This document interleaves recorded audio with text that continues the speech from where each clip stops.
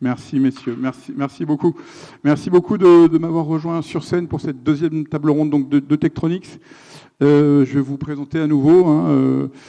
Cyril, tu étais avec nous ce matin, mais on va jouer le jeu aussi, on va te représenter à nouveau. Je ne l'avais peut-être pas dit ce matin, je suis passé assez vite, mais tu es professeur à l'Université de Limoges. Donc tu es aussi attaché au laboratoire XLIM. Et ton sujet de prédilection, c'est vraiment le domaine des antennes, et plus particulièrement les antennes à formation de faisceaux électroniques. À tes côtés, on a Romuald Vétro. Merci de nous faire le plaisir de ta présence. Donc, tu es directeur général au CEO de AW2S, qui est une entreprise détenue à 100% par Cerma. Et tu as beaucoup de choses à nous dire. Alors, on va revenir après, hein, parce qu'il y a une actualité assez riche, très intéressante. Je vais revenir juste après. Et puis, donc, aux côtés de Romuald, nous avons Stéphane Delier, qui est dirigeant de la société Whoopatech. Solutions innovantes pour améliorer les réseaux de communication, cofondateur aussi de AMCAD Engineering, spécialisé test modélisation, qui a été récemment, qui a fait l'objet d'une acquisition par Dassault Systèmes, donc toutes nos félicitations, et qui est aussi présent dans le secteur New Space, Télécom et Infra. Tout de suite, Romuald, voilà, je l'avais promis, on va parler un petit peu de tes actus, si tu veux bien prendre un micro, s'il te plaît. Alors, beaucoup de sujets de clôture de projets collaboratifs, hein, c'est ça dont tu m'as parlé en préparation de cette table ronde, avec certains partenaires de Nouvelle-Aquitaine, mais aussi de région Occitanie. Hein. Ce matin, on avait Mathieu Azoir qui nous a fait le plaisir de sa présence et qui parlait justement de collaboration aussi interrégion, donc c'est super à nouveau de le voir dans cette table ronde de l'après-midi. Donc tu vas nous parler de ces projets, puisque en fait tu as eu aussi des soutiens assez forts hein, de la BPI sur ces fameux sujets. En particulier, j'aimerais que tu nous parles peut-être aussi de ce projet sur l'hôpital de Toulouse, parce que comme ça on met tout de suite les pieds dans le plat sur la 5G. Ok, vous m'entendez tous bien ? Donc, les actualités nous concernant, en fait, elles sont multiples côté projet subventionné et côté produit. Ça fait désormais maintenant 3 ans qu'on développe des produits liés à la 5G sur la partie infrastructure. On verra ça tout à l'heure. Donc nous, on est concepteur et fabricant de la partie infrastructure pour de la 5G. Donc quand un appareil qui embarque une carte SIM doit se connecter quelque part, il va aller chercher à se connecter sur cet appareil-là qu'on conçoit et qu'on fabrique, qui s'appelle dans le jargon télécom le Remote Radio Head, le RRH. Voilà. Et donc dans l'actualité, il y a à peu près 3 ans et demi maintenant, au travers de la DGE et de la structure de la filière télécom 5G souveraine, on a répondu à différents projets collaboratifs, au nombre de 3 à l'époque, donc 2 nationaux et 1 européen. Et donc l'actualité, c'est que ces projets prennent fin avec un réel succès où il y a 3 ans, on avait l'ambition, par exemple, de poser un RRH ou plusieurs d'ailleurs au CHU de Toulouse pour démontrer qu'on pouvait gérer au travers d'un réseau 5G donc une continuité de toutes les communications, une interopérabilité avec les réseaux existants et également une complétude au niveau des protocoles, des couches de transport. C'est un projet où vous avez pu démontrer tous les usages quasiment de la 5G, hein, c'est ça ? Voilà, exactement. Et donc aujourd'hui, sur cet hôpital, un camion de pompiers peut venir avec un ancien protocole, on prend la communication, on l'amène dans une zone où il n'y a plus de réseau télécom qui est couvert par de la 5G, et on démontre clairement que la 5G peut servir de base à fournir tous les protocoles nécessaires dans un environnement hospitalier. Voilà, donc ça a été fait en janvier. On a terminé ce projet-là avec nos partenaires qui sont Alsatis en tant qu'intégrateur télécom, qui est d'Occitanie, et Amarisoft pour la partie couche télécom. La deuxième actualité, donc, c'est un produit. Les projets subventionnés, c'est bien parce que c'est toujours intéressant pour les entreprises comme nous qui avons des contraintes financières fortes. Donc on remercie les soutiens de la région, de la BPI ou du gouvernement. Mais in fine, pour que nous on vive, il faut faire du produit.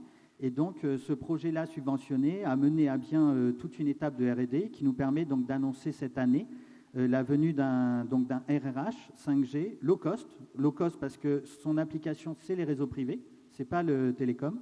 Et donc, ce produit sort cette année, il est déjà disponible en N77 et pour la fin de l'année, il sera disponible en N78. Donc, c'est un équipement télécom qui est fait pour faire de la 5G en réseau privé. Alors, on en reparlera un peu. Il y avait aussi un autre projet, le projet Stardust. Peut-être que tu peux en toucher quelques mots. Oui, alors Stardust, c'est un projet plus ambitieux. Là, on avait répondu à un projet de la Commission européenne, aux côtés du CNES et de TAS. Et donc là, c'est globalement démontré qu'à partir d'un satellite en basse orbite, donc à 674 km d'altitude, on peut accrocher un mobile, un simple mobile, téléphone mobile, au travers de technologies multiples dont la base, ce sont des antennes actives. Voilà. Et donc ce projet-là, dans cette première phase-là, les réflexions sont terminées, les spécifications sont terminées, c'est ça l'actualité du jour.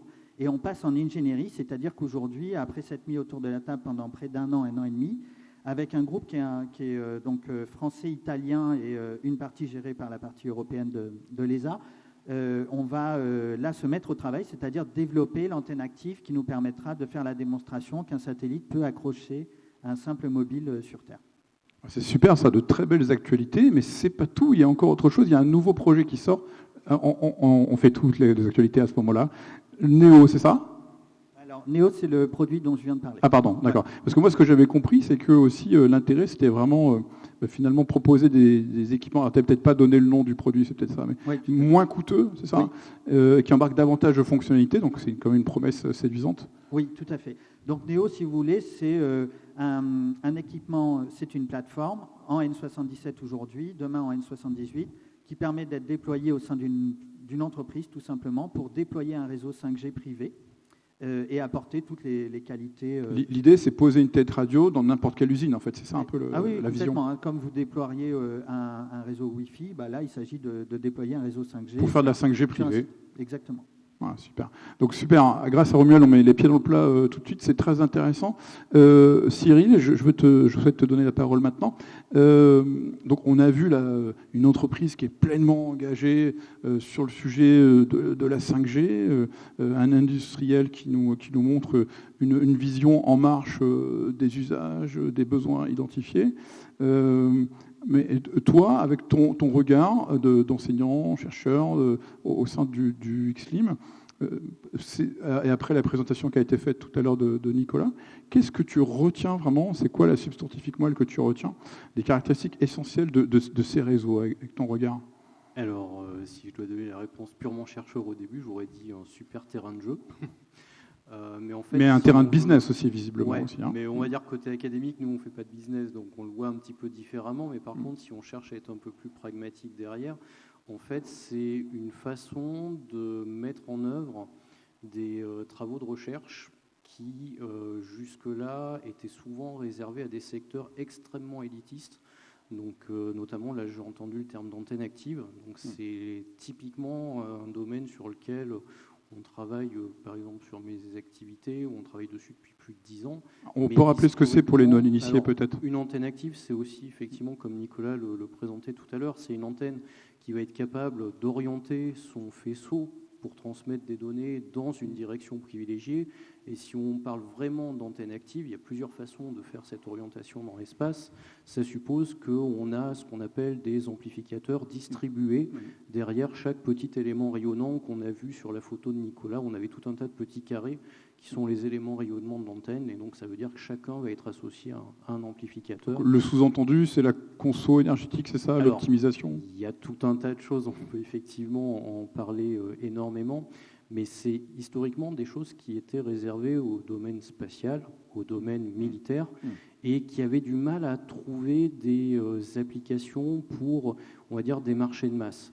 Et en fait, nous, le gros intérêt qu'on voit sur le développement de la 5G, alors ça a commencé à balbutier un tout petit peu sur la 4G, mais sur la 5G, il y a le terme de beamforming qui a apparu. Et donc là, en fait, tout le monde s'est un peu jeté dessus parce qu'en fait, ça a été un nouveau challenge en se disant, OK, l'antenne active, c'est une des solutions, c'est pas la seule, mais c'est une des solutions qui peut permettre de le faire. Et là, en fait, ça a amené une nouvelle réflexion parce que les gens, au début, ils se sont dit, OK, antenne active, défense, on sait faire, spatial, on sait faire. Donc pour la 5G, c'est facile, en 2 ans, c'est plié, on fait des antennes actives partout.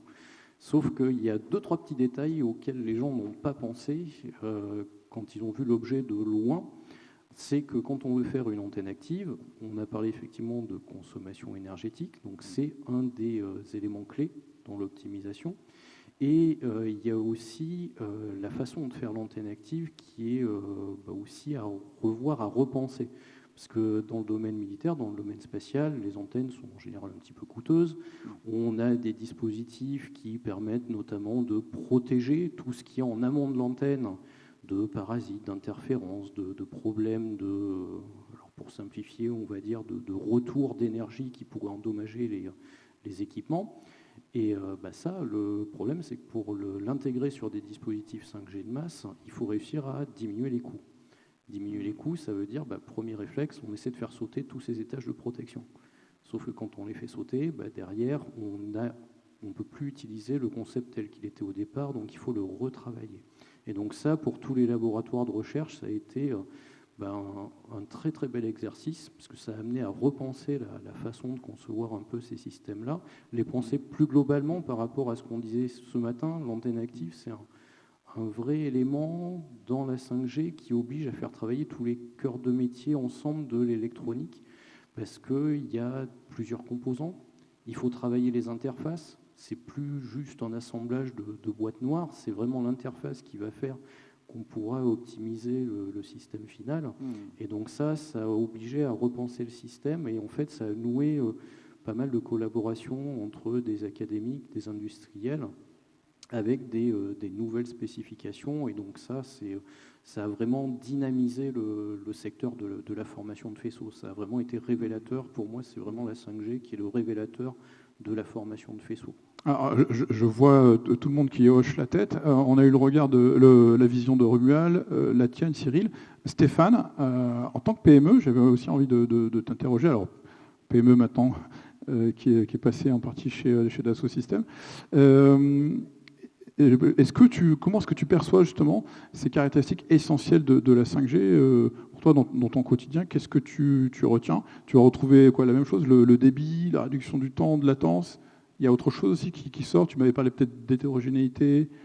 Oui, un des gros intérêts, de mon point de vue, des réseaux 5G, ça va être l'hétérogénéité, et Romuald en parlait, l'interopérabilité qu'on peut avoir entre les réseaux. Et ça va être d'autant plus critique sur ce qui est réseau privé 5G, où on va pouvoir, avec un même et seul réseau, gérer différents besoins. Et donc des besoins de capteurs bas débit, mais qui peuvent être extrêmement nombreux, des besoins de flux vidéo ou d'applications avec du très fort débit. Et donc on va pouvoir gérer tout ça dans un même et seul réseau. Et c'est pour moi un des points clés pour l'adoption de la 5G et de la 5G privée en particulier. Ouais. Donc on voit des promesses très fortes pour résoudre des problèmes d'interopérabilité. Finalement, on voit que c'est aussi les mêmes problèmes qui se posaient dans la table ronde de ce matin. C'est ce qu'on a eu, on en parlait ce matin, sur le LoRa, sur Sigfox, sur... Qu'est-ce qui fait qu'aujourd'hui, pourquoi on a plusieurs protocoles de communication qui vont être en concurrence, etc. On va avoir des acteurs qui vont vouloir pousser des technos, mais finalement, pour certaines fois, les mêmes cas d'usage. On peut faire un parallèle un peu avec ce qui se passe, on en a parlé aussi beaucoup ce matin, dans le domaine du satellite. Satellite, on a énormément de projets de constellation qui sont en train de se lancer ou en projet. Et la moitié de ces projets de constellation, en fait, ça va être pour faire du direct-to-device, de la communication direct-to-device, donc de la communication directe du satellite vers nos téléphones portables ou nos équipements. Ça, cette techno, c'est quelque chose qui existe, on sait faire techniquement depuis longtemps. Pourquoi il y a un gros push là-dessus aujourd'hui? Il y a un point clé, c'est que 3GPP a normalisé ça. Donc c'est la norme 5G NTN, Non-Terrestrial Networks. Ils ont normalisé ça, et ce qui fait que tout l'écosystème peut se mettre en action, parce que les gens qui vont développer les satellites de constellation, il va y avoir aussi les acteurs qui vont développer les terminaux, donc les téléphones portables qui vont être compatibles de ces... Ça c'est intéressant. On voit qu'il y a une évolution normative, en fait, qui ouvre finalement des marchés, donc des usages, avec des technos qui étaient préexistantes, parce qu'on se posait la question ce matin. Et donc, là où je veux en venir, c'est que sur la partie terrestre et réseau privé 5G, il y a cette normalisation qui va aussi nous intéresser, parce qu'on va assurer comme ça l'interopérabilité et le développement d'un écosystème complet. Donc on a a priori des explorateurs heureux de la 5G, puisque ce matin il y avait des industriels qui se posaient la question, est-ce que je me lance dans cette techno? Est-ce que ça ne va pas être frappé d'obsolescence? A priori la 5G a l'air d'être prémunie de tout ça. Romuald, plus de débit, moins de latence, mais aussi, il n'y a pas que ça. C'est aussi, on l'avait très vite évoqué ce matin, je crois que c'est Sébastien qui en avait parlé, la cybersécurité, la question de la sécurité de la 5G. C'est des choses que tu peux confirmer, ça aussi? Oui, complètement. Alors déjà, je voudrais revenir un tout petit peu sur la partie techno, parce que sur la partie normalisation, il y a aussi la massification des usages. Bien que la techno existe pour faire des antennes actives depuis très longtemps, elle existe, comme il a été dit, dans des domaines de défense et des espaces. C'est-à-dire qu'une antenne active dans le domaine de la défense ou de l'espace, ça coûte 25 millions d'euros. Celle que veut lancer les principaux opérateurs, il faut que ça coûte 800 000 euros. Donc les technos ne sont pas les mêmes. Les principes technologiques sont les mêmes, mais on était quand même aux limites de l'état de l'art, y compris liés aux composants de calcul, donc les SOC ou les MP-SOC, enfin les processeurs en gros qui font tout ça, avec des contraintes de coût énormes. Parce qu'il y a encore 3 ans, un processeur capable de répondre à la puissance de calcul pour faire une antenne active à bas coût, ça n'existait pas. Donc ce n'est pas juste un événement normatif, c'est aussi une baisse des prix qui rend tout ça accessible pour les PME. Exactement, et qui a emmené tout le monde, c'est-à-dire des opérateurs jusqu'aux fabricants de puces, et c'est une révolution dans toute la chaîne en fait. Effectivement. Parce que les coûts à atteindre sont quand même très bas. Super. Et sur sur la 5G, bon, les 3 piliers d'amélioration de la 5G, on les a cités, mais c'est le débit, la latence et la partie cyber. La 5G, c'est un protocole qui a été conçu pour être géré en réseau. Donc, il est capable d'être découpé en réseau, à contrario de la 4G. Donc, c'est un protocole qui embarque des couches sécuritaires liées au réseau et non pas uniquement à l'équipement. Et donc, voilà, c'est les 3 avantages principaux, on va dire, entre la 4G et la 5G sur la partie technologique. C'est la partie sécuritaire, la latence et le débit. Avec des promesses de 30 fois la fibre en théorique, c'était ça qu'elle évoquait. Oui, alors voilà, aujourd'hui, la limite théorique... je vois Cyril qui sourit un peu. La limite théorique d'un lien radio sur une antenne, non pas en Massive MIMO, donc pas une antenne active, sur un RX, un TX. La limite, c'est à peu près 40 fois la fibre, si on la compare à la fibre. Sur nos équipements, là, en réel, aujourd'hui, nous, on atteint une vitesse d'environ 30 fois, donc on se rapproche de la limite théorique sur un lien radio. Voilà, donc c'est absolument énorme. Mais il reste encore beaucoup, beaucoup de travail. C'est-à-dire que la latence, par exemple, dans le protocole, c'est assez facilement gérable.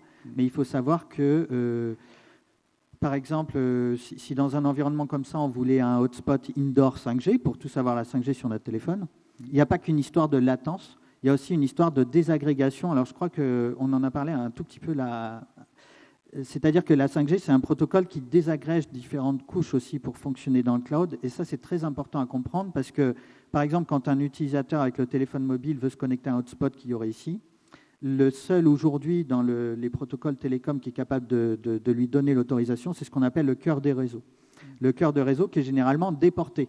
Dans un équipement télécom classique, il y a l'antenne, il y a la partie radio, il y a la partie dite BBU, ce qu'on appelle la baseband station, c'est-à-dire là où va tourner la stack télécom de l'opérateur.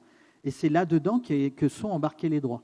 Donc, quand on parle de latence, il faut faire très attention parce qu'aujourd'hui, dans des cas d'usage déployés en 5G vertical, c'est facile à faire. Quand on équipe un réseau avec des robots qui veulent voir en 4K en temps réel, il n'y a pas de latence parce qu'on n'a qu'un seul cœur de réseau qui est présent sur le site. Si, par exemple, on parlait d'un building où il faudrait plusieurs hotspots 5G, la latence devient un problème parce que les couches ne sont pas encore désagrégées sur tous les opérateurs télécoms. Pour amener les droits, par exemple, dans un hotspot, pour que ça aille très très vite, il faudrait que votre téléphone consulte le hotspot et que le hotspot lui dise « OK, tu peux te connecter ». Ça, c'est une révolution côté software, parce que côté sécuritaire aujourd'hui, par exemple, c'est encore totalement interdit. Donc les entreprises qui veulent faire du hotspot 5G en indoor pour des raisons de latence ont encore énormément de travail. Ouais. Alors, ça sent le vécu, Romuald. On voit vraiment que tu parles des agrégateurs. On sent que toi, tu as agrégé beaucoup d'expériences sur le domaine. On sent beaucoup de projets. Tu nous as parlé beaucoup de 4K temps réel. J'aimerais qu'on parle un peu d'exemples un peu concrets. Tu m'as parlé de matchs de foot. Ça peut peut-être intéresser les sportifs dans la salle. Parce qu'en fait, les caméramans, ils portaient les caméras avec des fils, c'est ça ? Oui, exactement. En fait, quand on parle de révolution de cas d'usage, il faut bien comprendre que sur la 5G, c'est une ouverture de marché qui est énorme. Et donc, globalement, avant installer un réseau 4G, il n'y a qu'un opérateur avec un intégrateur qui pouvait le faire.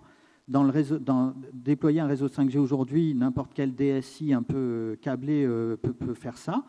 C'est des éléments qui sont moins encombrants. On peut les déployer derrière dans une camionnette. Et pour de l'événementiel, c'est et ça pour de comme l'événementiel. le Prince Charles, c'est ça? Voilà, exactement. Donc, du coup, nous, on a vu naître des cas d'usage Des où des infos. gens sont venus nous voir, et notamment sur les matchs de rugby, où les caméramans ils se trimballent les fils pour faire du 4x4 en réel, et où là, on va déployer des petites antennes 5G sur les caméras, et puis on supprime les fils. On a fait ça pour le couronnement du Prince Charles, effectivement. Et les JO, merci de le cet été souligner. Et là, maintenant, sur les JO, ou sur les bords de Seine, on veut retransmettre en 4K sans fil. Par exemple, les JO, là, il faut aussi de la 5G. Dès qu'on veut faire de la 4K en temps réel, de toute façon, il faut de la 5G. En termes d'infra et d'hardware, finalement, c'est très mobile. C'est presque, on dirait que c'est prêt à utiliser pour de l'événementiel. Tu disais il fallait l'équivalent d'une voiture, en gros, un RH avec antenne sur le toit, on déploie et en avant, quoi. Voilà, exactement. Et voire même maintenant, aujourd'hui, on peut même faire des réseaux plus petits, qu'on va appeler manpack. Ou dans une valise. Et donc, le but, sur le plan de l'ingénierie, nous, on est concepteur-fabricant du produit. Je ne parle pas du soft, mais sur le produit, en tout cas, l'innovation nous tire vers déployer un réseau 5G dans une boîte qui ferait 40 cm par 30 cm par 30 cm. Quoi. Ouais. Et qui pourrait être porté derrière quelqu'un et qui embarque tout, la stack télécom, et qui déploie comme s'il déployait un réseau Wi-Fi dans cette salle. On voit que vraiment il y a une rupture avec les antennes actives en millions d'euros. On est passé sur autre chose. Hein. Il y a vraiment un saut qui a été fait. Un autre message aussi, je trouve très positif que j'avais envie de faire passer, c'est que tu me disais que l'ARCEP, donc le gendarme un peu des télécoms, là, il autorise beaucoup plus facilement les usages privés pour expérimenter, pour faire un POC, pour faire un événement, c'est ça? Oui, exactement. Ça, c'est également une révolution sur le plan des opérateurs. Aujourd'hui, la guerre des opérateurs que tout le monde connaît pour la distribution des fréquences, qui est tout à fait internationale, ça coûte des centaines de millions d'euros, des millions d'euros pour avoir une licence.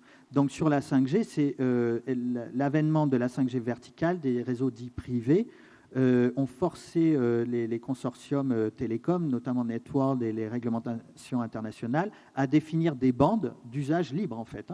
Donc, on doit demander à l'ARCEP d'utiliser cette bande pour un événement, et on dit, je voudrais déployer mon réseau 5G pour l'événement Tektronix et le CATI, et là, vous pouvez avoir une licence donnée par l'ARCEP qui va coûter quelques milliers d'euros, et vous aurez le droit de déployer votre réseau télécom pour cet événement.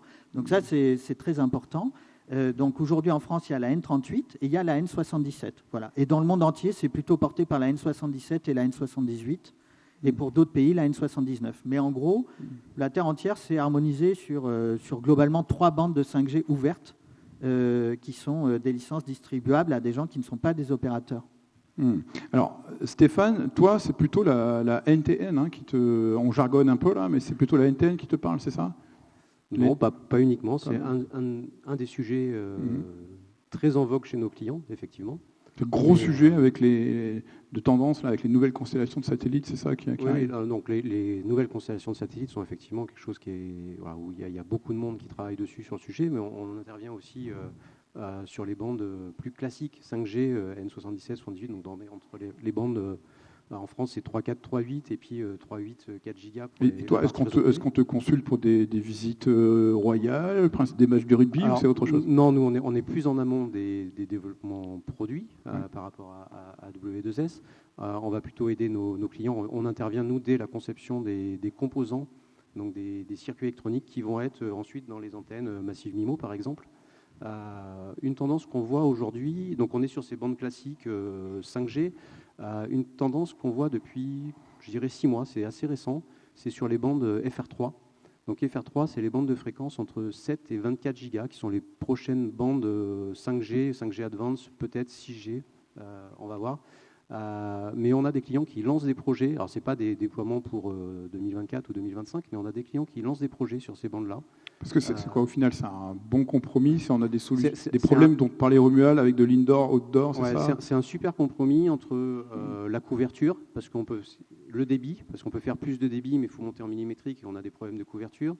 Bon compromis sur la pénétration outdoor vers indoor, où aussi, on a aussi des problèmes quand on monte en millimétrique. C'est aussi un bon compromis pour l'interconnexion avec les réseaux satellites.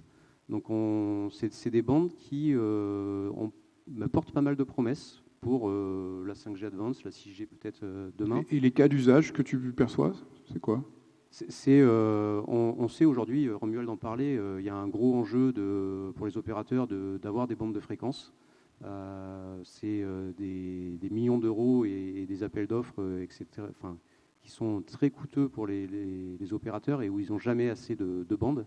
Et donc là, c'est du nouveau spectre disponible. Parce qu'aujourd'hui, on est en train de réutiliser des bandes sous 6 gigas, récupérer à droite, à gauche des bouts de fréquences.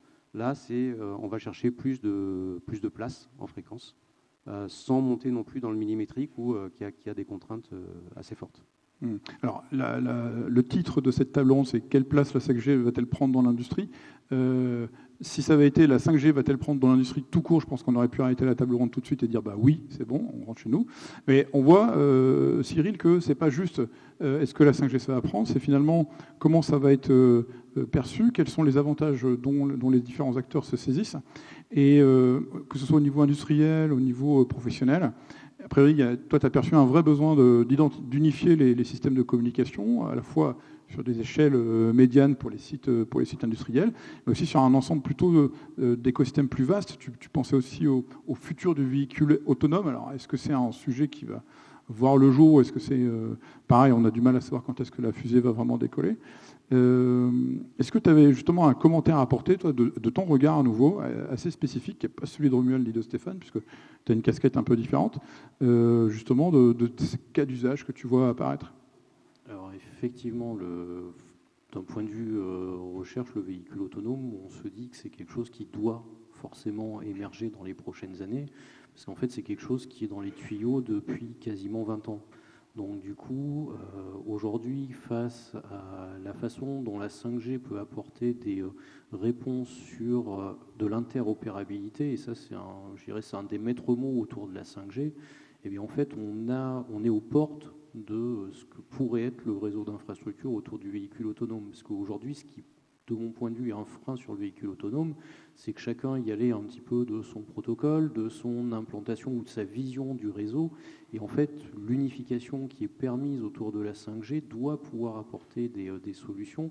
Alors après, là où c'est dur à répondre, c'est à quel horizon? Parce que pour avoir du véhicule autonome, ça suppose une modification substantielle du réseau d'infrastructures qu'on a aujourd'hui, notamment sur les installations avec lesquelles le véhicule va communiquer, non pas le véhicule en lui-même. Je pense que le véhicule en lui-même, c'est à peu près bouclé. On sait à peu près tout ce qu'il faut embarquer, on sait comment l'embarquer, le dissimuler pour que ça ne soit pas visible d'un point de vue esthétique au niveau du véhicule, mais c'est plus au niveau de tout ce qu'il faut modifier au niveau des infrastructures routières et au niveau du réseau global.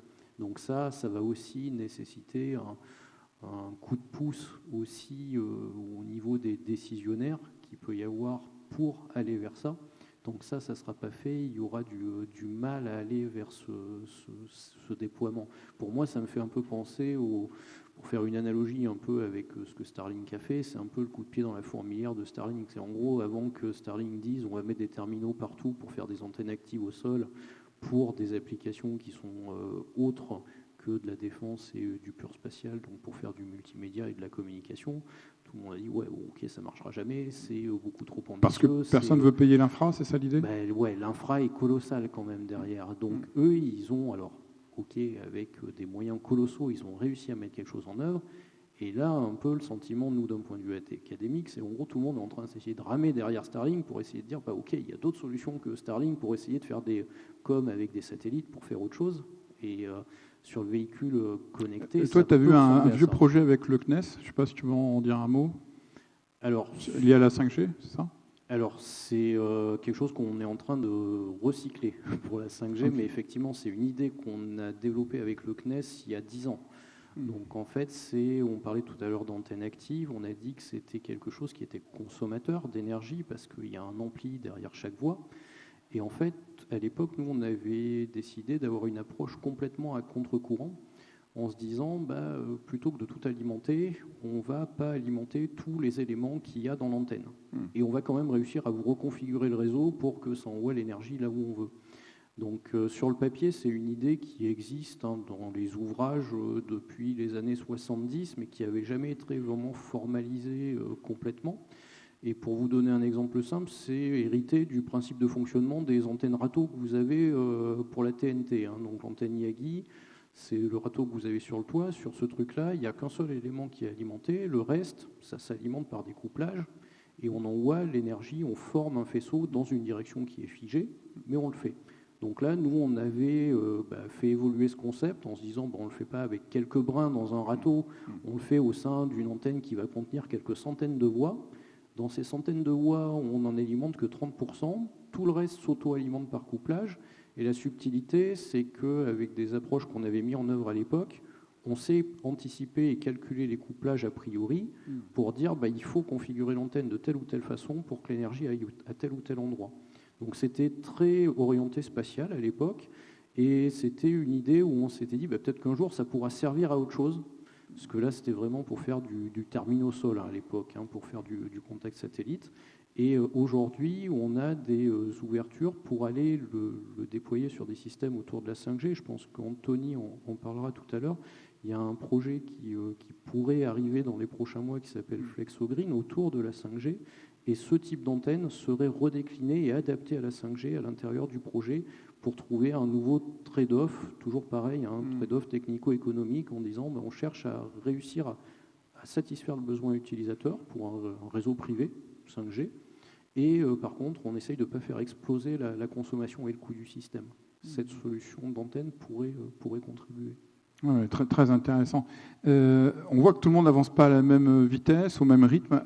Stéphane, de ton côté, tu avais un exemple intéressant avec un client en Asie du Sud-Est qui déploie des capteurs bas débit pour un réseau privé 5G avec de l'IA, c'est ça? Et du machine learning? Oui, alors déjà, juste pour compléter ce que dit Cyril, effectivement, ce principe qu'il développe est extrêmement intéressant pour des applications 5G et 5G privées. Romuald en a parlé, un des points clés, c'est le coût. Et dans une antenne, ce qu'on appelle Massive MIMO, le gros souci aujourd'hui, c'est qu'on peut se le permettre uniquement dans des zones urbaines ultra denses par les gros opérateurs, parce que le coût de l'antenne est significatif. Avec ce procédé, l'idée est de pouvoir vraiment réduire le coût de l'antenne et donc pouvoir généraliser son usage à plein d'autres cas d'application. C'est super. Je comprends que vous êtes déjà dessus, c'est ça? Ouais, c'est ça. Ok, super. Bon, on est au bon endroit, au bon moment avec les bonnes personnes, je pense. Super. Merci d'avoir apporté ce. Et pour ce que tu mentionnes après là sur ce qu'on a discuté là sur c'est un peu différent. C'est l'approche de là on parle beaucoup techno et solutions techniques. La 5G et la 5G privée, c'est aussi dire quels sont les besoins d'usage et à quoi on peut répondre avec ces solutions techniques. Oui. Généralement, le grand public, il se projette sur la 5G avec des usages très récréatifs. Est-ce que je vais pouvoir regarder des vidéos 4K dans l'ascenseur? Alors, en fait, c'est un peu le tarte à la crème, mais en fait, il y a des vraies applications très concrètes avec des vrais enjeux et qui ont beaucoup de sens pour les industriels. Oui. Et pour moi, c'est là-dessus qu'il faut réfléchir avant de réfléchir techno. On ne pourra pas faire l'un sans l'autre, mais l'un avec l'autre, c'est quand même mieux. Et l'exemple dont on a discuté, c'est donc j'ai rencontré un de mes amis il y a 15 jours qui aujourd'hui travaille à Singapour et la ville de Singapour a dit nous, on veut être une smart city et donc on va déployer un réseau 5G privé. Bon, génial, ils ont des moyens importants, il y a une ville quand même d'une belle taille, allons-y. Et la question, ça a été, ah oui, mais pourquoi faire ? Et en fait, ils n'avaient pas pris la réflexion par le bon bout. Et donc, ça a pris un petit peu de temps pour remettre ça sur la table. Et un des cas d'usage qu'ils ont trouvé, c'est un problème qu'ils ont dans beaucoup de grosses villes en Asie du Sud-Est, c'est la pollution de l'air, qui est un vrai souci là-bas. J'espère que ça ne viendra pas trop vite chez nous. Et donc, ces enjeux de pollution de l'air, un réseau privé 5G peut y répondre. Et donc, l'ami en question travaille sur un modèle d'intelligence artificielle qui peut s'appliquer à plein de choses, dont la prédiction de la pollution de l'air, enfin le maillage et la prédiction de la pollution de l'air. Et donc là, le réseau privé vient comme solution technique à faire remonter les datas sur la pollution de l'air, donc avec des capteurs 5G installés dans toute la ville. Alors c'est une solution qui n'est pas déployée, hein, pour l'instant c'est à l'étude, mais avoir ces capteurs dans toute la ville qui remontent les datas sur la pollution de l'air et d'avoir au-dessus un modèle d'IA et peut-être demain un modèle d'IA génératif capable de prédire les événements et la pollution de l'air pour les jours, les semaines à venir. Et donc pour avoir au niveau de la ville, vrai intérêt pour la population de pouvoir prévenir quand il y a des pics de pollution d'air et pouvoir anticiper et mener des actions correctives. Ouais. Quelques idées et préjugés auxquels je souhaite qu'on torde le cou à travers cette table ronde, c'est l'idée parfois qu'avec la techno, on va faire plus pour plus. En fait, là, on est plutôt à essayer de faire mieux avec moins, en fait, et c'est quelque part ce que permet un peu cette 5G, parce que tu me disais qu'on pouvait avoir des milliers, voire des millions de capteurs finalement agrégés dans un seul et même réseau. Donc on imagine aussi, pareil, les économies d'échelle, en fait, hein. Et puis avoir une seule et même plateforme, quoi. Avoir une seule et même plateforme est vraiment important. Dans le cas de Singapour, voilà, ils vont déployer, le premier cas d'usage va être ces capteurs 5G de pollution, mais derrière, ils vont pouvoir agréger sur ce même réseau plein d'usages liés à la Smart City. Romuald parlait de l'hôpital de Toulouse. Un réseau privé dans un hôpital est aussi quelque chose de clé, parce qu'on peut avoir des besoins avec des traits différents. Il y a le camion de l'ambulance ou le camion de pompier qui arrive et qui a besoin d'assurer l'interconnexion et qu'il n'y ait pas de coupure dans la transmission, parce que en tant que patient, on se l'imagine bien, c'est nous qui sommes dans le camion et puis l'intervenant qui est avec nous est en train de communiquer au CHU ou à l'hôpital les données vitales et le dossier pour avoir une prise en charge la plus rapide et la plus efficace possible. Si à ce moment-là, il y a une interruption dans la communication, c'est notre vie qui est en jeu. Donc là, on préfère que la connexion soit assurée. Et en même temps, il y a des problèmes tout simples de logistique dans un hôpital, suivre le matériel, savoir où sont les équipements, savoir quels lits sont occupés, et d'autres usages. Donc ça, c'est plutôt des capteurs du bas débit. D'autres usages, la couverture indoor est un sujet. Romuald pourra peut-être donner d'autres illustrations. Et puis après, on parle de télémédecine, on parle d'opérations avec un chirurgien qui va être à répondre distance, aux déserts médicaux, c'est un peu ça aussi l'idée, c'est ça ? Répondre aux déserts médicaux.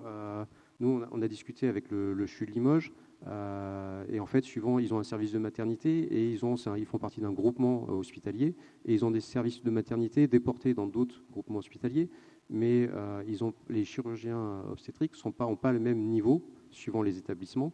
Et donc, sur certains accouchements à risque où il y a des difficultés, pouvoir avoir un chirurgien plus qualifié ou plus expérimenté qui va pouvoir prendre la main ou piloter le praticien qui, lui, est sur site, mais qui va pouvoir le piloter à distance et lui amener du conseil. Et donc là, ça demande une connexion qui soit à la fois sécurisée, faible latence. Et là, on voit qu'on est très loin des usages récréatifs. En fait, on est vraiment dans le concret, on est dans l'utile. On répond à des besoins métiers profonds, quoi. Alors, en préparant cette table ronde aussi, je me suis dit, mais ma foi, quel peut être un peu l'état d'esprit, votre état d'esprit à vous, participants, et vos questions d'ailleurs, hein, je vous invite à nouveau à les poser, hein, on les traitera. Et je me suis dit, parfois, c'est un peu confus, 5G, 6G, où est-ce qu'on en est? Qu'est-ce qui se passe? Je vois Cyril qui sourit un peu, il y a des messages, on les reçoit, et quand on n'est pas forcément du métier, on se dit, attends, mais si la 6G arrive, je vais peut-être attendre, voilà, des choses comme ça. Est-ce que c'est un abus? Pourquoi? Qui est le plus chaud d'entre vous trois? Cyril. Ouais. Juste pour commencer, Cyril est le plus habitué parce que pour avoir ses dossiers de financement, et maintenant il faut qu'il mette 6G. Ah ouais, c'est ça. J'espère que tu mets IA partout aussi, hein. Ouais, les deux. Ça fait quelques années. Mais effectivement, il y a une façon de voir les choses qui est aujourd'hui dans une espèce de période de flou. On l'a vu tout à l'heure quand on parlait des fréquences. Quand dans les laboratoires, on a travaillé sur la 5G il y a 7-8 ans, en gros, quand on a vu apparaître le terme sub-6, on s'est dit, mais c'est quoi ce truc? Donc on s'est dit, nous, la 5G, c'est au moins 24 gigas. Donc quand on a vu apparaître la 5G en moins de 6 gigas, donc ça a ouvert un nouveau champ des possibles et tout, mais ce n'était pas du tout celui sur lequel les académiques travaillaient depuis presque 10 ans. Et en fait, c'est normal quelque part, parce qu'en fait, on a une certaine décorrélation, parce qu'on essaye de travailler au niveau universitaire en avance de phase par rapport à la disponibilité de briques technologiques à des prix acceptables. Parce que pour moi, un des freins aujourd'hui à cette partie montée en fréquence, au-delà du fait qu'il y a les problèmes de propagation et de portée associés, c'est qu'il faut réussir à faire baisser le coût de la techno. Aujourd'hui, si on dit à des particuliers, est-ce que vous voulez de la 5G à 24 gigas, mais pour ça, est-ce que vous êtes prêt à payer votre smartphone 4 ou 5 fois le prix qu'il vaut aujourd'hui? Je pense que ça va poser un problème.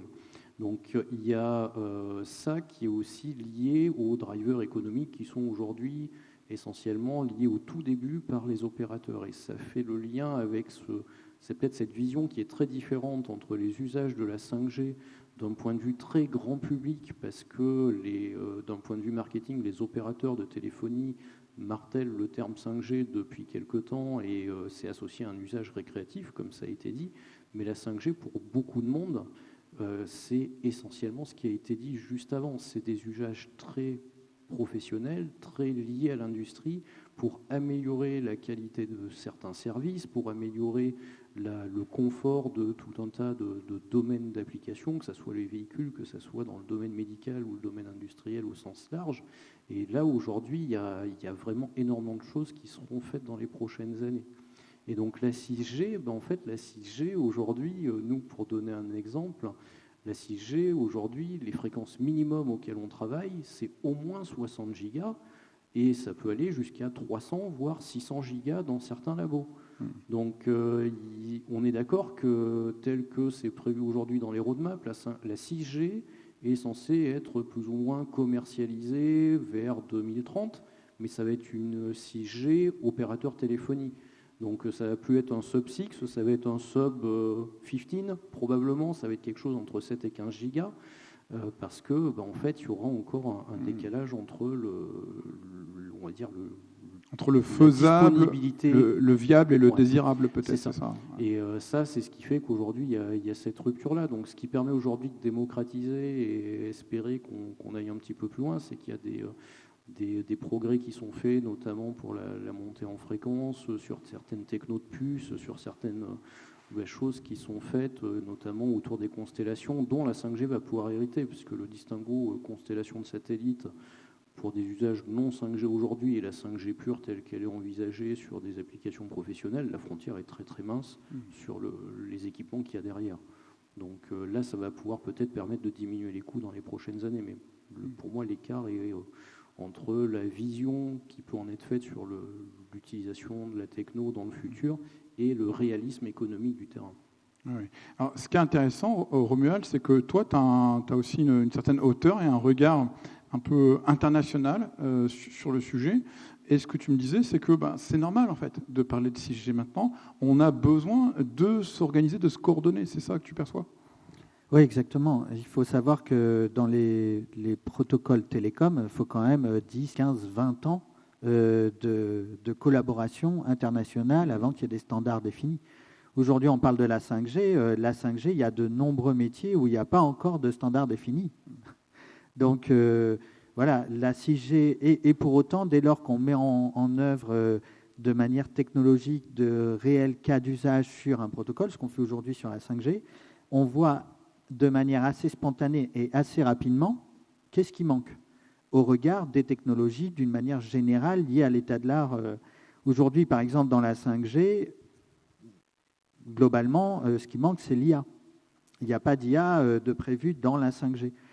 Parce qu'à l'époque où la 5G a été en réflexion, les réseaux de neurones, ce n'était pas ce que c'est aujourd'hui, ça ne pouvait pas être embarqué comme c'est embarqué aujourd'hui, alors que tout le monde aurait bien vu l'avantage d'une IA pour qualifier ou optimiser les bilans de liaison, etc., parce que c'est des avantages indéniables. Donc, par exemple, dans la 6G, on va tout de suite parler d'IA, dans le protocole lui-même lié aux optimisations, notamment des antennes actives. Et puis après, il y a le déroulement de la mise en route de toutes ces technologies-là aussi, où il faut réfléchir bien en amont pour laisser le temps aux gens qui fabriquent du semi-conducteur d'y réfléchir. Parce qu'aujourd'hui, par exemple, dans la 5G, vous n'avez pas beaucoup de fabricants de transistors, vous n'avez pas beaucoup de fabricants de processeurs. De processeurs, il y en a 2 au monde. De transistors, il n'y en a pas beaucoup non plus, ça se compte sur les 2 doigts de la main.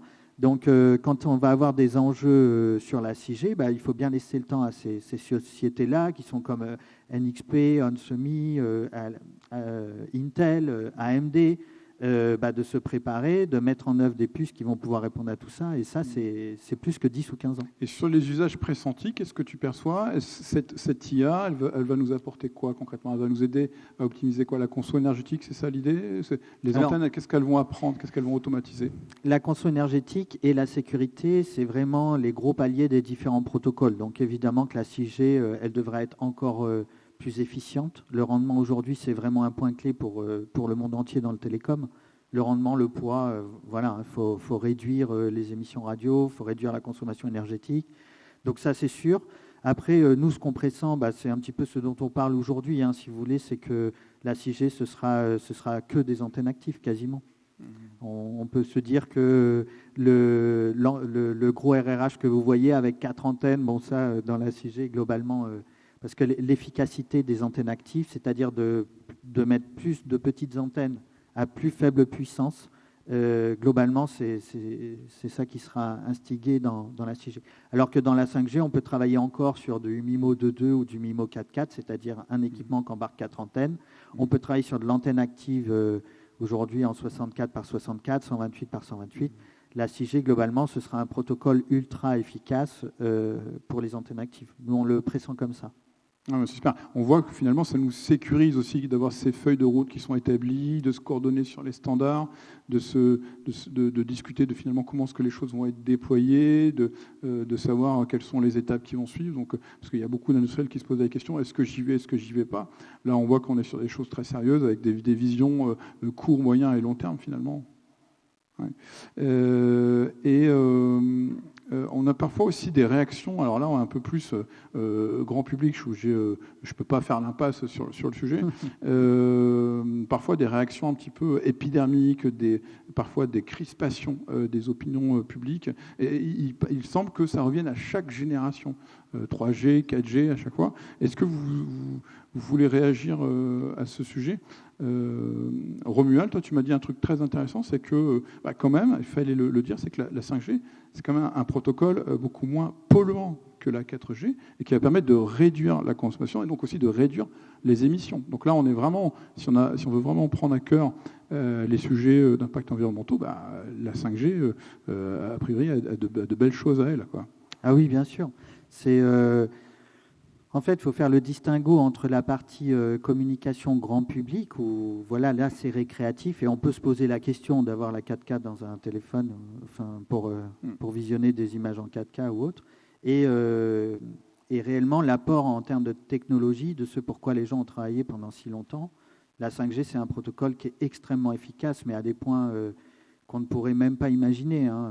Je peux vous donner un exemple. Un satellite avec une antenne sur laquelle les éléments vont faire moins d'1 watt. Donc pour ceux qui connaissent un peu l'électronique, moins d'1 watt, si on y met une ampoule, ça éclaire pas beaucoup quand même. Si vous mettez des éléments comme ça en 128 par 128, donc OK, on a plus que 1 watt, on a 1 kilowatt. Mais avec 1 kilowatt, on est capable d'envisager de faire une communication d'un satellite qui est à 670 km, qui traverse tout, la stratosphère, l'atmosphère, pour arriver à un mobile qui est le vôtre. C'est-à-dire, là, il n'y a pas beaucoup de puissance. Voilà. Donc, ce protocole-là, en 5G, il est extrêmement performant. Les antennes actives, c'est une promesse technologique incroyable, parce qu'il faut bien se dire que, là, la partie calcul, elle consomme. Mais le principe d'une antenne active, c'est qu'un satellite, lui, il ne voit rien. Il ne peut pas voir votre mobile sur Terre. Voilà. La seule chose qu'il sait, c'est qu'il a des éléments qui sont l'un à côté de l'autre, que le premier, il perçoit que du bruit, le deuxième, il perçoit que du bruit, le troisième, il perçoit que du bruit, et que si on analyse le premier, le deuxième et le troisième, et qu'on arrive à détecter des différences, les différences par discrimination, ça va être le signal. Le beamforming dans la basse orbite, c'est à peu près ça.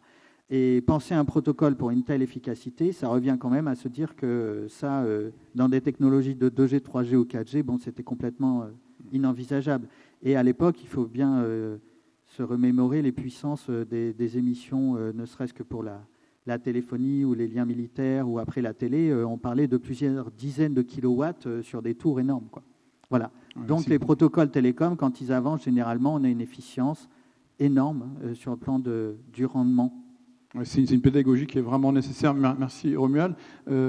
Stéphane, toi tu m'as dit il n'y a pas d'impact sur la santé qui a été constaté. A priori, il n'y a pas en tout cas aucune étude d'impact n'a démontré d'effets nocifs. Je pense que c'est important aussi de le rappeler parce que ce sont des questions qui reviennent systématiquement. C'est toujours un sujet, quel est l'impact des ondes sur la santé. Côté XLIM, c'est des travaux, vous avez des travaux sur le sujet. Aujourd'hui, il n'y a pas d'études qui montrent un impact significatif, un impact des ondes négatives sur la santé. Maintenant, est-ce qu'on est sûr à 100%? Non. On reste des apprentis sorciers là-dessus. Et puis on n'a peut-être pas le recul encore aussi. Mais voilà, pour compléter ce que dit Romuald, c'est que la 5G, dans tous les cas, n'est pas pire et au contraire est mieux que la 4G. Oui. Et puis, il y avait un autre argument que j'ai trouvé très intéressant, Stéphane, que tu m'as partagé, c'est que globalement, on voit qu'on va avoir de plus en plus d'objets connectés, de plus en plus d'IoT, et pour les organisations, c'est aussi, ça peut être un point de vulnérabilité, de faiblesse, parce qu'en fait, en termes de cybersécurité, on va augmenter les surfaces d'attaque potentielles, on va multiplier le nombre d'objets. À un moment donné, si on reste sur des protocoles un peu vétustes ou obsolètes, on devient fragile aussi. Oui, alors là, on change de sujet, là on est plus sur la partie cyber. Ouais. Sur la partie cyber, il y a deux aspects antinomiques, c'est qu'on renforce le protocole et la cybersécurité dans le protocole, et en même temps, on va augmenter le nombre d'objets communiqués, donc on va augmenter le nombre de failles potentielles. Sachant que sur la cybersécurité, la question n'est plus de savoir si on va être attaqué, la question c'est quand on va être attaqué. Donc on le voit sur les serveurs informatiques. Aujourd'hui, les attaques sont journalières. Sur les infrastructures télécom, on sait que c'est des choses qui existent déjà et qui vont se multiplier. Donc là, il y a un vrai enjeu sur la 5G. Beaucoup de monde travaille sur augmenter la cybersécurité de ces solutions, mais ça reste un enjeu fort, notamment par une des failles, c'est l'augmentation du nombre d'objets de communicants. Ouais. Donc l'impact sur la santé, la cybersécurité, l'impact environnemental, mais aussi l'impact énergétique. Cyril, c'est des choses que tu as regardées parce que tu vois aussi que c'est intéressant de faire des antennes où tout n'est pas alimenté en même temps. On en a déjà parlé, mais je pense que c'est important de faire vraiment une pédagogie forte là-dessus, parce que certaines choses peuvent s'auto-alimenter. Dans la 5G, c'est aussi le cas, c'est aussi des choses que tu regardes? Alors, c'est des choses qu'on regarde en plus de l'efficience effective déjà du protocole en lui-même, parce que pour rejoindre tout ce qui a été dit avant, alors c'est là où il faut qu'on soit très, très bon en pédagogie pour expliquer, parce que quand on parle de 5G, c'est comme à chaque nouvelle génération de téléphonie, c'est comme l'IA en ce moment. Hein. Dès qu'il y a des fantasmes. Ça. Ouais, on se dit, on ne sait pas, les gens ne savent pas encore exactement ce que c'est, quelle tournure ça va prendre s'ils ne sont pas dans le domaine. Donc, il faut tu me disais, il y a des gens qui rêvent de déployer des centaines de faisceaux, c'est ça? Et c'est peut-être pas la bonne approche. Des centaines de faisceaux, ça existe déjà, on peut le faire. Mais c'est en fait, derrière la question qui va y avoir, c'est quand on veut aller vers ces usages-là. Tout à l'heure, on a parlé d'efficacité énergétique. J'ai entendu parler d'IA dans l'antenne active, et notamment l'intérêt de l'IA par antenne active. Alors ça me plaît beaucoup, parce que c'est un des points clés, je pense, effectivement, pour le futur de l'antenne active, parce qu'il y a des petites choses qu'on n'a pas évoquées. C'est que quand on met au point ces systèmes-là, ils sont quand même très multivariables. En fait, on a énormément de composants qui fonctionnent en même temps. Il y a tout un tas de signaux qui sont générés en même temps. Et il y a un truc qu'on appelle en général le calibrage de ces systèmes-là. Donc en gros, comment on fait pour tomber sur l'optimum, comment on fait pour s'arranger lorsqu'il y a une panne, pour que tout continue à fonctionner dans un mode pseudo-dégradé, mais qui permette encore d'assurer la mission. Et en fait, le problème, il est tellement multivariable qu'avec des approches classiques, on tombe sur des problèmes qui sont impossibles à résoudre. Nous, on le fait sur des applications radar. Alors sur le contexte défense, mais ça serait la même chose sur la 5G, on a des doctorants qui bossent sur des approches avec de l'IA pour essayer de trouver des solutions, soit sur la forme d'onde ou la façon de traiter la forme d'onde avec de l'IA, ou récupérer des informations dans le hardware pour pouvoir alimenter un problème qu'on pourra ensuite résoudre grâce à l'aide de l'IA. Et pour rebondir sur l'utilisation de l'IA qu'il y a là-dedans, il y a un truc qui peut être très intéressant, c'est de le coupler avec de l'IA. Alors c'est peut-être ce que tu évoquais, Stéphane, tout à l'heure, Parce que je pense qu'il y a un modèle physique derrière l'IA que tu as évoqué à Singapour. Et donc c'est un couplage physique-IA avec de l'IA générative qui pourrait apporter des grosses ouvertures sur la résolution de ces problèmes d'énergie derrière. Parce que la moindre petite non-optimisation dans le système, c'est quelques portions de watts qu'on perd, et à l'échelle d'un système très macro autour de la 5G, en fait, à la fin, c'est le bilan énergétique qui en pâtit. Donc il va falloir de toute façon optimiser ces systèmes. Au-delà du protocole qui en lui-même est extrêmement efficace, il faut que le matériel derrière soit optimisé de la même façon. Ça, c'est aussi la clé pour que on arrive à faire prendre ces solutions et qu'on arrive à montrer que l'usage est... qu'on a parlé un tout petit peu de transition jumelle ce matin, s'inscrit aussi dans ces évolutions vers des transitions jumelles où on veut faire évoluer le numérique et les technos du numérique, mais ça doit être couplé à une démarche de co-design. Alors je dis co-design et pas éco-design, co-design pour optimiser les performances, et aussi à de l'éco-design derrière. Alors ce qui est intéressant dans ton approche, Cyril, c'est que tu as quand même une méthode très pragmatique, en fait, et tu n'es pas du tout l'ami du manichéisme en la matière. C'est-à-dire que tu ne vas pas dire c'est tout numérique, tout analogique. Finalement, tu étais plutôt à hybrider, c'est ça ? Alors exactement, parce que ça, c'est un discours qu'on a entendu il y a quelques années, où en fait les gens voulaient opposer les communautés qui travaillaient plus sur l'électronique analogique et l'électronique numérique en disant... C'est fini la guéguerre. Ouais, c'est ça. Donc en gros, c'est l'analogique, vous oubliez, on va tout faire en numérique. Alors, on est tous des geeks. Voilà. Ouais. Donc le problème, c'est qu'au bout d'un moment, les gens, quand ils ont voulu tout passer en numérique, ils se sont dit, c'est super, on peut faire plein de trucs, mais ça consomme un petit peu. Et il y a un échauffement thermique sur tous les systèmes de conversion qu'il y a derrière, et donc le système est aussi une plaque chauffante comme l'était le système analogique. Donc là, il y a la notion de compromis qui intervient, et dans la façon de penser le problème, aujourd'hui, une des solutions qui est notamment utilisée sur les systèmes satellitaires et qui devrait être utilisée sur la 5G, au moins en partie, suivant les bandes de fréquences qui seront mises en œuvre, c'est de l'hybridation. C'est hybrider intelligemment l'analogique et le numérique pour faire que le système soit efficace énergétiquement et remplisse sa mission. Parce que le numérique apporte des degrés de liberté phénoménaux sur la façon dont on peut gérer les signaux, dans la façon dont on peut optimiser le système, mais en fonction de la fréquence et en fonction de la bande de fréquence qu'on veut numériser, ça fait des systèmes, donc tout à l'heure on a parlé un tout petit peu de RF-SOC, ça fait des systèmes qui vont devoir mouliner très très vite, et le problème c'est qu'ils vont consommer. Et donc là, faut trouver où est le bon trade-off. Donc on disait pour l'IoT, on disait qu'il ne faut pas surspécifier le hardware par rapport aux besoins. Là c'est un petit peu la même chose, même si on est sur du hardware un peu plus évolué.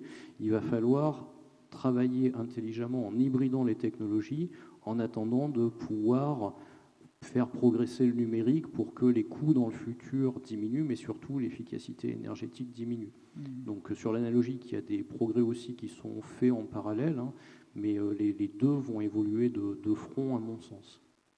Super intéressant. Romuald, je me mets dans la peau d'un industriel, d'accord ? J'ai une usine, je veux connecter mes lignes de production. Je me pose la question, est-ce que je passe tout Wi-Fi, tout 5G ? Je suis un peu manichéen. Je vais peut-être me faire accompagner pour benchmarker. Est-ce que les setups complets sont accessibles ? C'est quoi en gros les budgets que je dois prévoir si je veux passer mon usine en 5G ? Tu m'as donné des clés, je pense, pour les décideurs qui sont très intéressantes. Au niveau de la structuration ? Oui, au niveau du coût, par exemple, au niveau du budget, au niveau de comment je fais mon AMOA, des choses comme ça. Aujourd'hui, il y a eu un effort depuis plusieurs années maintenant, instigé par le gouvernement, relayé par les régions, la DGE, la DGA. Il y a eu un effort de structuration de filières assez important pour identifier des acteurs bien installés, des start-up, etc., permettant de... L'idée politique, c'était de la 5G souveraine, bien sûr, mais ça a eu le mérite à aujourd'hui de recenser de manière exhaustive toutes les solutions nécessaires à quelqu'un qui veut déployer un réseau 5G.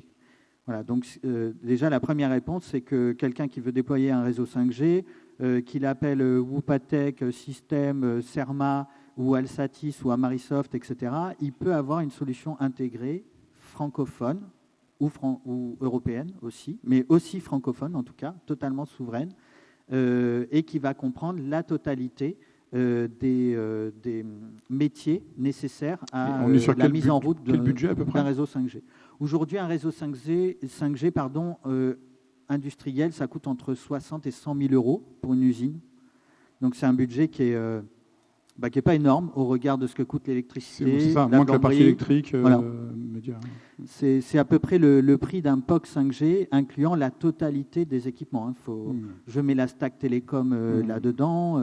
Donc il y a quand même des métiers historiques pour déployer un réseau télécom. Et embarquer. On va pouvoir faire beaucoup de choses. Améliorer la productivité, faire de la maintenance prédictive, améliorer la connectivité des machines, outils, faire du contrôle colorimétrique temps réel. Ça, il y a énormément de cas possibles, de la vidéosurveillance éventuellement par drone, des transports de tourées par robots mobiles autonomes à faible latence.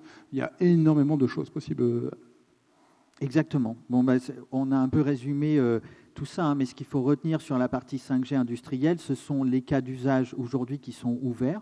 Voilà, le drone, c'est un bon exemple pour la vidéosurveillance.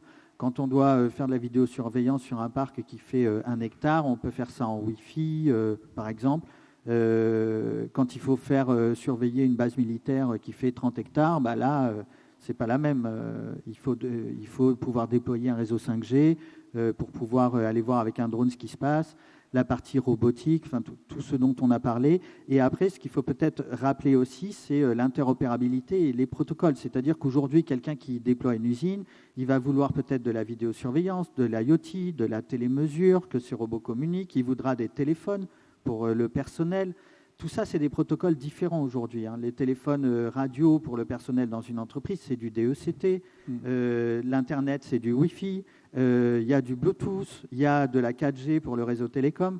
Là, dans une usine, l'intérêt, ça va être de déployer un réseau 5G, de couvrir tous ces cas d'usage qui seront embarqués dans le protocole lui-même, notamment le NB-IoT pour la partie IoT, etc. On a beaucoup de ROI potentiels pour les industriels ici. Alors, je reviens à Cyril, on n'en a pas parlé juste avant, mais tu m'avais parlé d'un projet européen avec ST Microelectronics, justement sur les transitions jumelles, parce que tu en as parlé tout à l'heure, je tilte que maintenant. Et en un mot, si tu pouvais me parler de la dimension environnementale, parce que c'était intéressant. Alors, pour faire simple, en fait, on est sur un projet donc multipartenaire. Il y a une quarantaine de partenaires au niveau de l'Europe. Sur la partie qu'on étudie, nous, en France, on étudie un démonstrateur pour faire de l'observation de la Terre. Donc, sur le segment sol, une antenne active qui va faire un tracking de satellites. Et donc, comme on l'a dit tout à l'heure, une antenne active, ça nécessite des RFIC, donc des composants avec les amplificateurs embarqués, avec tout un système pour contrôler les différents signaux. Et ça, c'est relativement coûteux, c'est relativement énergivore. Et donc, dans le cadre du projet, ST nous met en avance de phase à disposition une techno qui est moins énergivore. Donc, c'est une techno qui reste une techno silicium pour pouvoir être compatible de marché de masse. Ça, c'est très important. On ne l'a pas trop dit, mais souvent, le silicium est une techno de prédilection pour pouvoir essayer de driver les coups vers le bas là, sur tous ces systèmes-là. Alors on sait que le silicium est un peu moins efficace d'un point de vue énergétique, et donc là l'intérêt c'est de pouvoir travailler sur une nouvelle techno qui nous permet normalement, si tout se passe bien, de gagner sur ce terrain-là et d'améliorer un paramètre qui est très important pour nous. Alors c'est un terme technique, mais c'est ce qu'on appelle l'ENF, c'est le facteur de bruit des antennes en réception, et en fait ce facteur de bruit, plus vous le diminuez, plus concrètement ça veut dire que vous faites à performance égale une antenne qui est plus petite. Donc ça veut dire que moins de surface, moins de calories à dissiper, moins de coûts pour l'industriel qui veut l'utiliser derrière. Donc on compte beaucoup sur ce projet pour proposer un démonstrateur en rupture d'ici normalement 1 an et demi à 2 ans maintenant. Ok, super, merci pour ce témoignage. Donc on est déjà un peu dans le futur. Donc vous avez vu un peu la 5G, tous les cas d'usage possibles, les ROI possibles, combien ça coûtait si c'était un sujet que vous vouliez investir. Pour terminer cette table ronde, ce que je vous propose, c'est de continuer à se projeter un petit peu dans comment est-ce que nos experts ici présents pressentent les grandes tendances à venir. Et puis ensuite, il y aura un petit mot de la fin, un petit message. Stéphane, ce que tu perçois à ton niveau, alors tu étais en déplacement, je crois, récemment, c'est ça, tu bouges beaucoup. Au niveau mondial, ce que tu perçois, en fait, tu perçois deux choses. Tu perçois un dynamisme au niveau mondial, sur lequel tu vas apporter un regard que tu vas nous partager. Et puis, il y a aussi un dynamisme plutôt au niveau français-européen qui n'est pas tout à fait pareil, c'est ça ? Oui, alors sur la partie 5G publique, sur notre secteur, nous on est sur la partie infrastructure. Il y a un gros ralentissement là depuis 1 an et demi, presque 2 ans, lié principalement au fait que les opérateurs les gros opérateurs dans les pays industrialisés ont fait une première phase de déploiement de leur réseau 5G qui leur a coûté très cher. Ils ont du mal à le monétiser parce que nous, en tant qu'individus, plus de débit, ok, c'est bien, mais est-ce qu'on est prêt à payer notre abonnement téléphonique 2 fois plus cher ? Non. Donc aujourd'hui, ils ont du mal à monétiser et ils sont pour l'instant en surcapacité, donc ils temporisent un peu avant de faire la deuxième phase de déploiement. Donc ça va venir, mais pour l'instant, il y a un gros coup de frein dans l'industrie au niveau mondial. Il y a eu aussi un effet sur l'Inde où les acteurs, nos clients en l'occurrence, s'attendaient à un marché énorme. Ça devait être le plus gros marché après la Chine. Et il y avait des demandes au niveau indien sur des capacités et des nombres d'équipements qui étaient faramineux. Bon, et au final, on s'est aperçu qu'ils n'avaient pas de sous. Donc ça a mis un gros coup de frein également. Donc voilà, donc ça, c'est des choses, ça va repartir, c'est cyclique, c'est le marché des télécoms. Quand ça va repartir, moi, de ce que je sens, de ce que je ressens des discussions avec nos clients, sur une fois que la deuxième phase sur les déploiements 5G sub-6, donc les bandes de 3 à 4 gigas principalement, vont être faits, on va passer sur la bande FR3 parce que les technos sont prêtes à des prix compétitifs par rapport au millimétrique. Donc ça va être la prochaine bande de fréquence au niveau mondial. Ça c'est une boule de cristal. Après, pour revenir sur le sujet qui nous intéresse aussi cet après-midi, qui est la 5G privée, je pense que là, par contre, c'est un segment de marché qui est beaucoup plus dynamique, où il y a du retard au niveau industriel et notamment en France. Et donc il y a, comme le soulignait Romuald, une forte initiative de l'État et de la DGE et de la cellule d'accélération 5G pour pousser l'industriel. Il y a des Fab Labs 5G, c'est ça. Voilà, il y a des Fab Labs 5G. C'est important de le faire savoir. Qui ont été soutenus, donc des campus Fab Labs 5G, des plateformes d'expérimentation. Il me semble que la prochaine, c'est à Toulouse, le prochain événement. Vous devez en faire partie. Ouais. Voilà, début juillet. Voilà. Donc ça, c'est vraiment des initiatives qui est super intéressante de la part du gouvernement de financer ce type de plateforme parce que c'est pour les industriels l'occasion de venir voir ce que c'est la 5G en vrai, quoi. Pas uniquement dans des documents marketing ou des présentations commerciales, mais de venir voir sur le terrain comment ça marche, pouvoir tester des cas d'usage. Nous, avec Système, dans le cadre du projet FlexGreen, c'est aussi quelque chose qu'on va essayer de monter sur Limoges, d'avoir ce type de plateforme d'expérimentation pour pouvoir tester des cas d'usage et déployer des solutions techniques pour répondre à des besoins d'utilisateurs. Donc ça, c'est super intéressant et je pense que c'est sur les années qui viennent et les toutes prochaines années, c'est vraiment un segment qui est très dynamique. Côté Allemagne, ils ont pris de l'avance là-dessus. Ils ont libéré des fréquences à prix abordable plus rapidement qu'en France, et donc et puis ils ont une industrie aussi qui est peut-être plus développée que la nôtre, donc ils sont partis avec un peu d'avance là-dessus. Mais je pense que on parle beaucoup de réindustrialisation de la France. Si on veut y aller, il faut y aller avec des outils modernes et cette dynamique réseau privé 5G est à mon avis capitale. Ouais, c'est important ce que tu soulignes, il y a des enjeux majeurs de réindustrialisation en France aujourd'hui et très clairement la 5G se présente comme une grande opportunité pour les acteurs professionnels et industriels des télécoms. Donc c'est un sujet que vous pouvez investir a priori dès maintenant, même si ce que tu vois c'est qu'au niveau mondial, grand public, ça risque de pas trop bouger dans les 2-3 années qui viennent. C'est ça. Romuald, ta vision aussi m'intéresse beaucoup. Pour toi, on est au point de départ, donc il y a une sorte de, je veux dire, en tant qu'acteur chez Cerma, vous êtes à la fois concepteur, fabricant d'équipements. Vous avez des opportunités qui sont encore beaucoup expérimentales, qui se multiplient, mais c'est ça aussi que je trouve qui est intéressant, c'est que tu as quand même beaucoup de cas d'usage avec leur propre rétex. Par exemple, tu me parlais d'un client qui, en découvrant la 5G avec vous, s'était dit tiens, je vais me spécialiser dans le broadcasting. Donc en fait, c'est-à-dire qu'il y a des marchés qui émergent ou de nouveaux marchés qui apparaissent grâce à la 5G, et puis beaucoup de phases de déploiement à venir, c'est ça. Donc tu as quand même, j'ai l'impression quand même un regard quand même assez optimiste, d'autant que tous les POC ont été validés, quoi.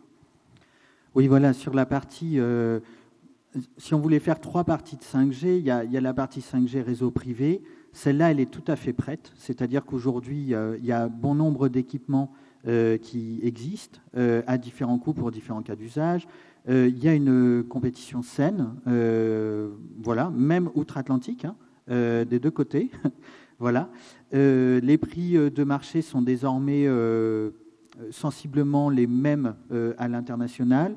Et donc, aujourd'hui, la partie technique est prête et la partie cas d'usage, donc tout ce dont on a parlé, filmer un match en 4K, faire communiquer des robots dans une usine, faire de l'interopérabilité, ont tous été des POC validés par bon nombre d'entreprises et dans le monde entier de manière à peu près simultanée.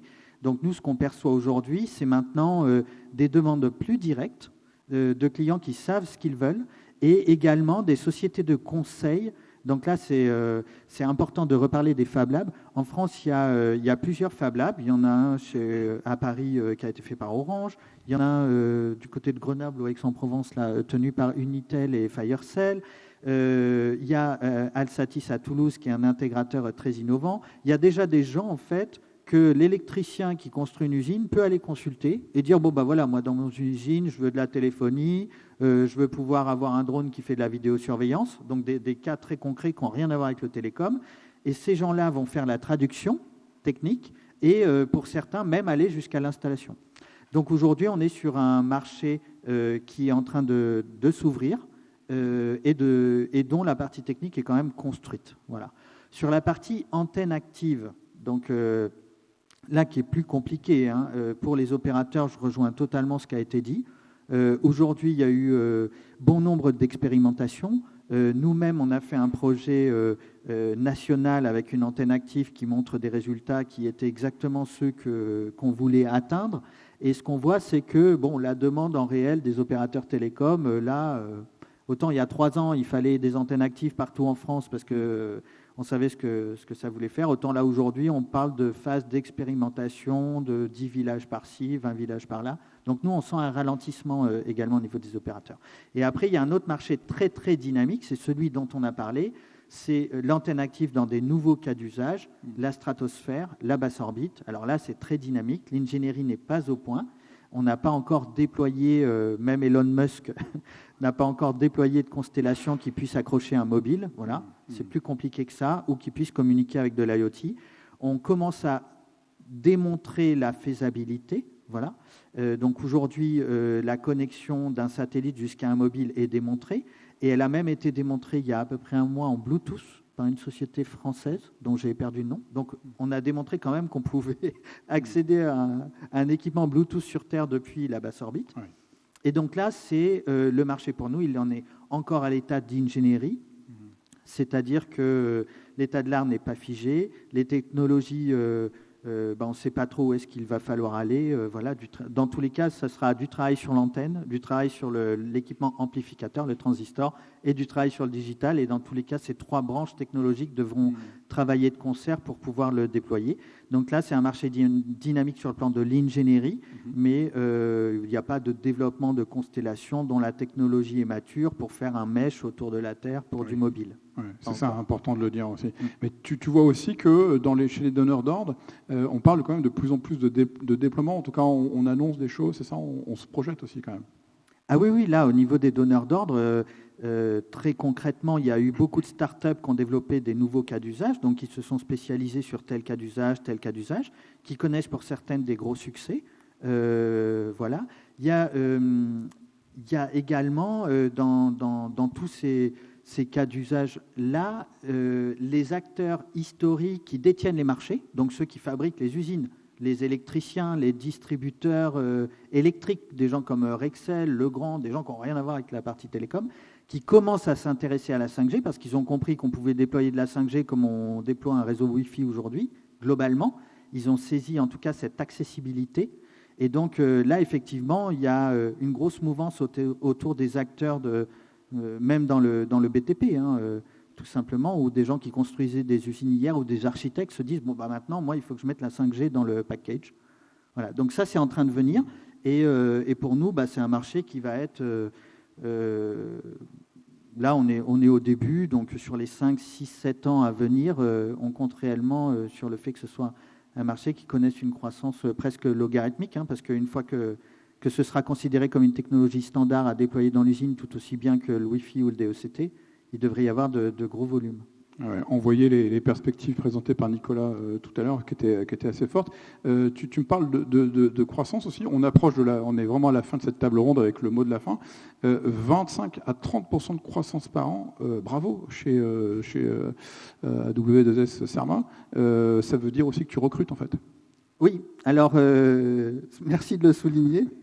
Notre principal problème à nous, c'est pas l'ingénierie, parce qu'on a de très bons experts dans la région et de très bonnes écoles et de très bons académiciens. Je le pense vraiment. Toutes les régions ou tous les secteurs ne sont pas dans ce cas-là. Il y a aussi des régions désœuvrées où c'est difficile de trouver des ingénieurs parce que les écoles sont loin, etc. Nous, ce n'est pas le cas. Donc côté expert, on va dire qu'il y a un très bon niveau dans notre région, avec un fort soutien quand même de la région, notamment lié aux écoles d'ingénieurs.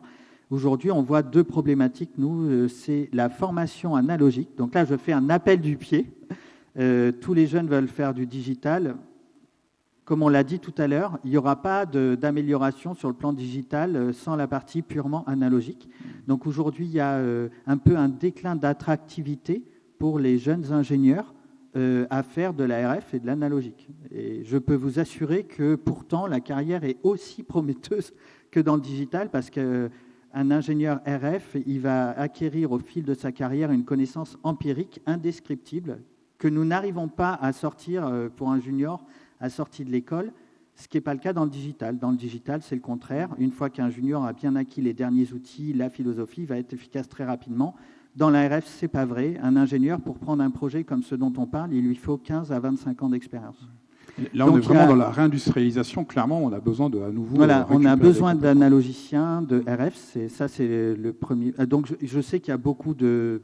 Tout le monde en est conscient. L'ENSER Mathméca en est conscient, etc. Mais il faut faire attention parce que tous les jeunes veulent aller vers l'informatique, le digital. Il y a besoin de la RF pour le monde télécom. Ça, c'était le premier message. Le deuxième, c'est nous, le seul frein à notre croissance, c'est le recrutement. Voilà. C'est réel, c'est vrai. On n'arrive pas à recruter les postes à la vitesse où on en aurait besoin. Donc évidemment, on recrute des experts en informatique, en OS embarqué, en FPGA, en VHDL. On recrute des ingénieurs électroniciens dans le digital et dans la RF. Et ça, aujourd'hui, c'est une pénurie bien connue. Il y a plusieurs actions qui sont prises en compte.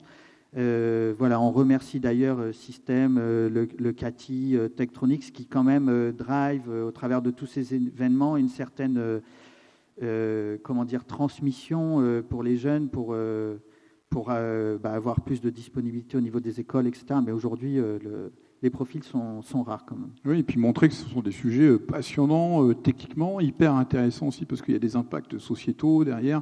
On a parlé de beaucoup de choses. Donc, on peut avoir des vies passionnantes d'ingénieurs en investissant ces sujets. C'est important de le rappeler et d'envoyer le message à la jeunesse. Oui, alors là, je ne veux pas nous survendre, mais bon, un ingénieur qui passe par nous trois, il y passe 3 ou 4 ans et après, il va travailler n'importe où. On est quand même en train de parler de secteurs de pointe où leur formation au sein des entreprises est quand même une formation reconnue dans tous les domaines. Merci beaucoup, Rommel. Cyril, un mot de la fin pour terminer ? Alors, je vais cautionner le dernier propos, c'est le problème qui est soulevé là, sur la formation. C'est vrai qu'on n'en a pas trop parlé aujourd'hui, mais c'est le même problème qui est remonté par tous les acteurs aujourd'hui industriels, parce que la pénurie d'ingénieurs dans ces domaines-là, elle est en Europe, à minima. Et on a énormément de mal à attirer dans les filières, alors qu'il y a beaucoup de formations qui forment dans ces domaines-là, mais il y a un déficit d'attractivité. Donc là aussi, moi, c'est plus aussi un appel. Alors, par exemple, je sais qu'on a des actions avec le CRT Système, avec les labos communs, où en fait, on a des coups de main de nos partenaires qui viennent aussi parler aux étudiants, parce que nous, ils nous voient par le prisme de l'enseignant, donc ils se disent, bon, l'enseignant, il nous raconte un peu ce qu'il veut, donc ils ne sont pas obligés de nous croire. Mais quand ils ont les gens, les recruteurs, et puis les gens qui sont sur les activités qui viennent leur parler, ça a un gros impact. Donc aller aussi dans les formations et créer ce microcosme entre les CRT, entre les industriels, entre les formations, c'est aussi une des clés pour pouvoir résoudre les problèmes qu'on a sur ces technos dans le futur. Parce qu'il nous faut aussi des nouveaux bras pour y arriver. Ah, donc vous êtes jeune ingénieur, vous posez la question de votre spécialité, je pense que le message est bien envoyé et très clair. Stéphane aussi, un mot de la fin ? Sur cet aspect formation et recrutement, on a les mêmes problématiques, hein, donc pas d'autres points, parce qu'on est vraiment sur le même sujet. Oui. Non, après, pas de... Eh bien, on va arrêter ici cette table ronde. Je vous propose de les applaudir pour leur participation. Très intéressante, très riche. Merci beaucoup, messieurs.